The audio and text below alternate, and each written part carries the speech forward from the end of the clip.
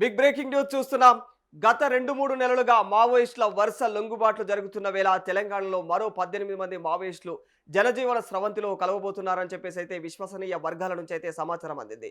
ఇక దక్షిణ బస్తర్ హిడ్మా బెటాలియన్కు చెందినటువంటి ఈ 18 మందిలో కంపెనీ కమాండర్ కేశాల్ సహా పలువురు కింది స్థాయి కమాండర్లు సభ్యులు ఉన్నట్లయితే తెలుస్తోంది.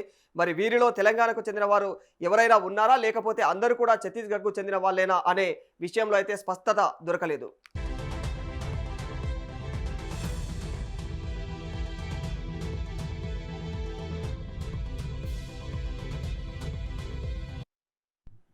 ఇటీవలే ఓ యూట్యూబ్ ఛానల్కు ఆడియో ఇంటర్వ్యూ ఇచ్చినటువంటి కుంజాం హిడ్మాల్ అలియాస్ మహేందర్ కూడా వీరిలో ఉన్నాడా అనే విషయం సైతం ఇక తెలియరాలేదు.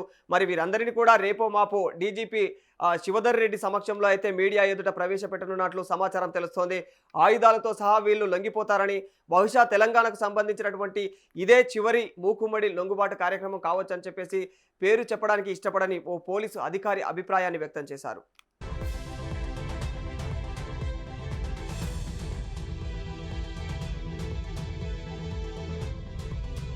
ఈ 18 మంది మావోయిస్టులు గత 3-4 నెలల నుంచి కూడా కర్రెగుట్టలకు యువతలి వైపునకు వచ్చి ములుగు అడవుల్లోనే తలదాచుకున్నట్లయితే సమాచారం తెలుస్తోంది.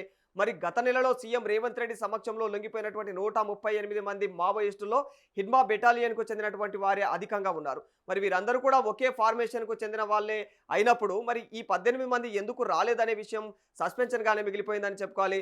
మరి వీళ్ళు ఒకేసారి తెలంగాణకు వచ్చారనుకుంటే అప్పుడు లొంగుబాటుకు సిద్ధంగా లేనట్టా, లేకపోతే పాపారావు వంటి ఆదివాసీ నేతలు ఇక బస్తర్లో మిగిలిపోయినటువంటి దాదాపు అందరూ కేడర్లు కూడా జనజీవన స్రవంతిలో కలిసిపోయినటువంటి నేపథ్యంలో ఇప్పుడు సరెండర్ కావడానికి నిర్ణయించుకున్నారా వంటి విషయాలైతే ఈ లొంగుబాటు కార్యక్రమం జరిగిన తర్వాతే స్పష్టం కానుంది.